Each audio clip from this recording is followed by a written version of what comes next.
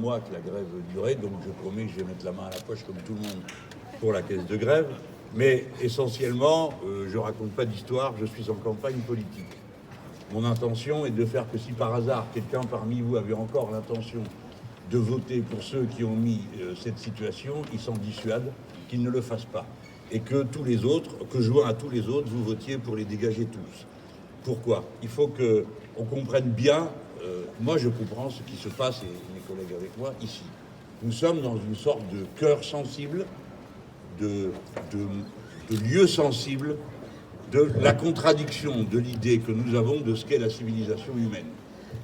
Pour les libéraux qui dirigent, qui sont totalement intoxiqués de culture néolibérale et de l'idée de la marchandisation de tout le temps, tous les aspects de ce qui constitue une société humaine finissent par leur échapper ou ils ne le regardent que sous l'angle de la marchandise qu'ils vont créer. Vous êtes, à un moment, une étape de la marchandisation de tout ce que la BNF peut représenter. De quelle manière peut-on tirer de tout ça une marchandise qui serait à vendre, à laquelle accéderaient ceux qui auraient les moyens d'y accéder? C'est ça le but de l'opération. C'est ici comme ça, comme c'est le cas dans la santé, comme c'est le cas dans l'éducation nationale, et avec la technique que tout le monde connaît, que décrivait si bien Noam Chomsky. Si vous voulez tuer un service public, vous commencez par faire en sorte qu'il ne marche plus, et puis après les gens s'énervent, et puis quand ils s'énervent, ils voudront autre chose. Et cette autre chose, on leur ramènera en disant, eh ben, ça sera du service privé, vous en aurez pour votre argent. Comme si déjà vous n'en aviez pas pour votre argent, car tout ceci, c'est votre argent. C'est l'argent des impôts. Mais je veux revenir sur la question sensible de ce que peut représenter un outil comme la BNF. C'est-à-dire que depuis la Grande Révolution, si on a décidé de faire ça, c'est parce qu'on avait compris à quel point la mémoire n'est pas un processus mort, n'est pas un empilement de choses qui ont eu lieu, mais c'est un processus vivant, la mémoire, qui entretient le vivant et le présent. Le passé est une des conditions qui rend possible le présent et le futur. Nous avons besoin du savoir accumulé dans les murs de la BMF pour pouvoir être présents au monde aujourd'hui comme nous le sommes. Et c'est cette fonction humaine, civilisationnelle, fondamentale, qui est brisée. Mais ce n'est pas la seule. Par exemple, naître est devenu un des éléments du circuit de la marchandise. Et d'ailleurs, la mortalité infantile s'accroît. Éduquer est entré dans le circuit. Jamais dans ce pays, on aurait imaginé qu'on allait réussir à transformer le savoir en une marchandise. Ils sont en train de le faire. Et évidemment, ça se termine, comme vous l'avez vu, dans l'Académie de Paris, où on fait des entretiens rapides pour recruter parmi les passants dans la rue qui va être professeur de l'enseignement public. Mais si vous n'en êtes pas content, vous pouvez aller à l'enseignement privé. Ça tombe bien. Il a gagné les 10 000 élèves qui ont perdu l'enseignement en public. Il pourrait prendre la même démonstration pour l'hôpital, avec cette ignominie qui a été inventée par je ne sais quelle tête d'œuvre dans un bureau, qui s'appelle la durée de séjour moyen. Alors la durée de séjour moyen, c'est que si vous avez telle maladie, vous devez rester tant de jours, 1, 2, 3 jours. Le troisième jour, dehors. Vous n'arrivez plus à marcher, vous êtes trop âgé pour subvenir vous-même à vos besoins fondamentaux, dehors. Si bien que les soignants sont obligés d'inventer des maladies pour les envoyer aux autres et pour que les gens puissent être pris en compte. C'est-à-dire tout ce qui est humain. Ici, c'est pareil. Et évidemment, c'est plus compliqué parce que nous autres, je me mets dans le tas, les intellectuels, déjà, ça commence qu'une partie d'entre nous n'aime pas se faire appeler intellectuel. Je m'adresse à un journaliste il y a 5 minutes, il y a quelque chose qui devrait être un intellectuel, c'est bien un journaliste. Hein, et il me dit, oh là là, bah si, tu manies des idées, tu es censé les résumer pour les autres et les rendre compréhensibles. Alors, si tu n'es pas un intellectuel, qu'est-ce que tu es? Si tu commences par avoir honte de ce que tu es, ça ne va pas aller. Moi, je suis fier d'être un intellectuel. Je suis le premier de ma famille à être un intellectuel, j'en suis fier. J'ai écrit 22 bouquins, ils sont là-dedans. Traitez-les bien, hein, c'est pas... Enfin, d'autres fois, ils sont utilisés comme sédatifs, ça marche aussi. Bon, mais cette fonction-là m'intéresse. Et je vois comment on détruit. Là, tout à l'heure, je me faisais expliquer. Ça fait 3 ans que vous êtes à effectif constant.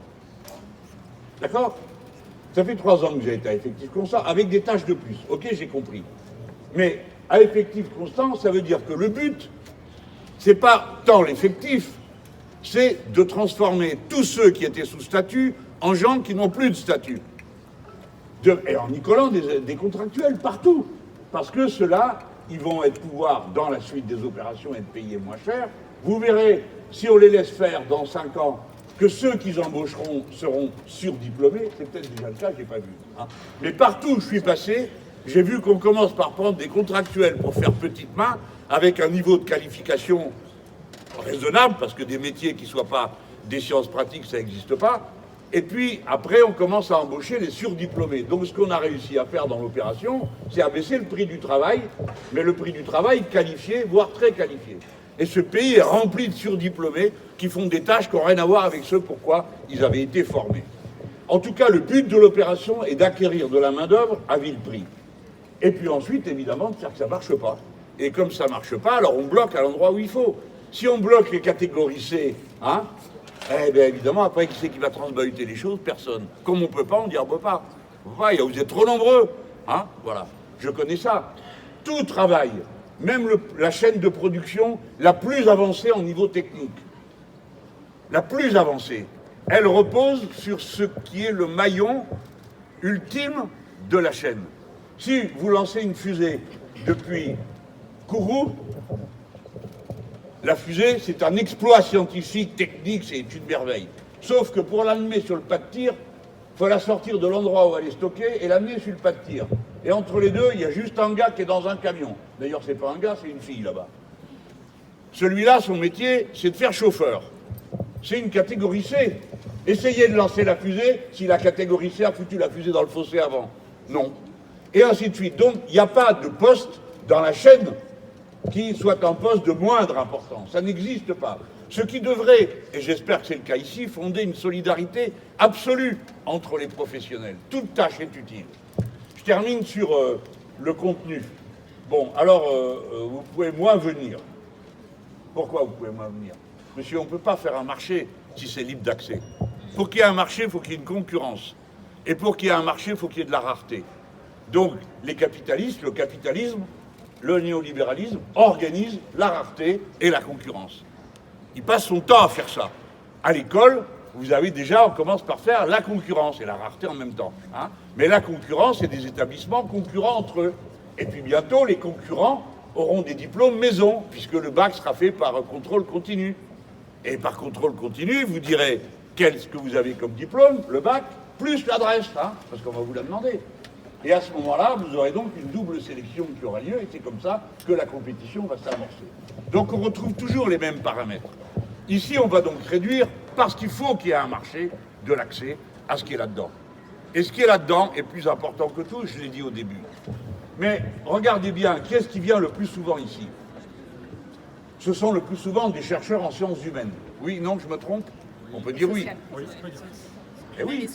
Problème, la recherche. Ils ont commencé par décider que quand c'était l'État, ils ne savaient pas l'attribuer. Donc il valait mieux que ce soit, devinez qui, le marché. Le marché, le marché, le marché, le dieu marché. Hein? Depuis la fin du XVe siècle, on établit que les êtres humains sont auteurs de leur histoire et on avait expulsé, du moins dans la cité, le dieu fondateur qui vous a signé un testament. On a ramené un autre qui s'appelle le marché. Vous n'êtes pas maître de vos vies, c'est le marché qui sait ce qui est bon et ce qui n'est pas bon. On a donc introduit, suivant les mots de Mendès France, hein, un nouveau dieu à l'intérieur de la circulation de l'activité humaine. Et dans ces conditions, le marché a donc décidé qu'est-ce qui est important pour la recherche. On leur a donc donné 7 milliards par an, crédit, impôt, recherche. D'accord? 7 milliards.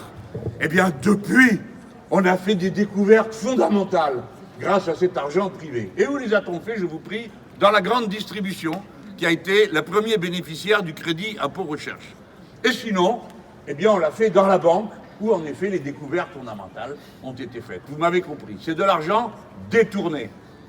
Dès lors que nous gouvernons, cet argent-là, il retourne dans la caisse de l'État. Et il fera l'objet d'une réflexion, je connais la conclusion, mais au moins ça vaut la peine qu'on en parle, d'un rééquilibrage aussi des moyens. Bien sûr, il nous faut des sous dans la recherche fondamentale. Il en faut beaucoup. Vous êtes dans un pays record du monde d'équipements en centrale et en réacteurs nucléaires, et il y a combien d'équipes qui travaillent sur le refroidissement des déchets? Combien il y a d'équipes? 0, c'est pas dur à retenir. 0, il n'y a pas une personne dans ce pays qui travaille à essayer de savoir comment on refroidit les déchets nucléaires. Quand je dis refroidit, c'est pas qu'ils soient moins chauds, c'est qu'ils soient moins radioactifs. Personne ne fait la moindre recherche. Je prends cet exemple pour rappeler que si on ne respecte pas la recherche fondamentale, il n'y aura pas la recherche pratique derrière. On ne pourra pas passer aux applications technologiques si on n'avance pas dans ce domaine. Je prends l'exemple du nucléaire, mais j'en viens maintenant à ce qui m'importe. Comment se fait-il qu'une société aussi malade qu'est la nôtre, malade dans ses rapports humains, capable d'engendrer quelqu'un qui est capable de tuer 19 personnes dans une école, parce que c'est la même société, de l'autre côté de l'Atlantique et ici, capable d'autant d'aberrations inhumaines, de comportements à ce point fou, avec l'efficacité destructrice que l'on connaît. Comment se fait-il qu'alors qu'on est dans cette situation, que vous avez un nombre de corporations incroyables, dans lesquelles il y a des vagues de suicides, aujourd'hui c'est chez les policiers, au lieu de faire les rigolos à venir nous embêter et à dire que c'est la justice le problème, il ferait bien de se demander pourquoi leurs collègues ne supportent plus la vie. Voilà les questions. Comment on en est arrivé là? Eh bien, nous avons besoin de la recherche fondamentale en sciences humaines. Nous avons besoin des sciences humaines. On ne peut pas continuer à considérer que ce sont des sciences molles, pendant qu'il y aurait les sciences dures qui seraient les vraies sciences. Les sciences humaines procèdent de logiques à bord flou. Alors, je suis d'accord pour vous dire que ça ne rassure pas, mais c'est comme ça. Et les logiques à bord flou sont dans le réel. Le réel est à bord flou, pour ceux qui ne le savent pas. Nous n'en percevons qu'une partie. Voilà les questions fondamentales qu'on peut dire ici. Imaginez-vous que j'allais raconter ça dans un meeting, je ne sais pas où. Il dit, ah, mais qu'est-ce qu'il raconte? Le bord flou, où il en est là. Hein, bon, bah oui, bah, ici tout le monde comprend, ça fait plaisir. Bon. Et même vous pourriez m'en apprendre sur le sujet, ça c'est absolument certain. Donc moi c'est tout ça que j'ai vu. Est-ce qu'on va à la BNF? Oui, on va à la BNF. Ils sont pas très nombreux, je m'en fous. Ça m'importe de pouvoir dire ça devant vous, pour que vous compreniez ce qui va se passer après. C'est pour ça que je veux leur faire les poches. C'est pour ça. Il faut leur faire les poches. Parce qu'ils se sont enrichis d'une manière absolument scandaleuse. Et ils ont les moyens de nous aider à faire le beau pays dont on rêve, où on respecte les intellectuels, où on respecte la BNF qu'on ne transforme pas en une espèce de supermarché, comme ils voudraient le faire, accessible à seulement ceux qui peuvent se le payer. Où on méprise les tâches élémentaires qui participent de la grande chaîne de production du savoir. Moi, j'avais tout ça sur le cœur, je vais vous dire, maintenant, je suis content. Par conséquent, on m'a dit, ce soir, si vous venez au meeting, je vous raconte la suite. Hein, on m'a dit, tu vas vider la caisse. Oui, je vais vider la caisse. Oui, oui, je vais la vider. Parce que c'est le meilleur moyen de la remplir. Avec des belles choses. Plus on donne aux gens qui travaillent, qui produisent quelque chose, qui apportent à la société, mieux vit la société. Et pour finir, ça vous plaît moins. Mais moi, par la force des choses, ça m'intéressera pour tenir la caisse. Hein, ça donne des impôts, des cotisations sociales et des taxes. Bon, il en faut bien. Oui, ça remplira la caisse de l'autre côté. Quand on vous en donne à vous, je vous connais, vous dépensez tout, tant mieux. Les autres, ils font des tas, des piles, ils achètent des bitcoins, je ne sais pas quoi, des choses comme ça qui s'évaporent du jour au lendemain. Ça veut dire des milliers d'heures de travail qui ont été captées pour accumuler et transformées en fumée, au lieu d'être transformées dans des bonnes choses utiles, qui servent à tout le monde, qui grandissent l'être humain et l'esprit. Voilà pourquoi, oui, nous allons être fermes. Et après, venez pas pleurer dans mon gilet que je leur fais peur et je ne sais pas quoi. Parce que oui, ils ont peur, et ils ont raison. Et c'est pour ça qu'ils sont devenus si méchants ces jours-ci. C'est pour ça que vous retrouvez des magnifiques photos de moi, la bouche grande ouverte, comme si j'étais un soupirail d'égout. Voilà pourquoi. Parce que c'est ça qui est en jeu. Je plaisante à peine. Parce que c'est à vous qu'ils s'adressent. Ils se disent, les intellectuels vont comprendre comment ce type est dangereux, et encore plus les gens qui l'accompagnent. C'est ça qu'ils veulent produire, de la peur, la fin de la pensée, la fin de la réflexion. Un troupeau qui court derrière ses maîtres et qui applique les consignes que ceux-ci donnent. Et c'est contre tout ça qu'on est. Bon, voilà. Et donc, tenez bon, parce qu'on arrive, si vous mettez les bons bulletins de vote.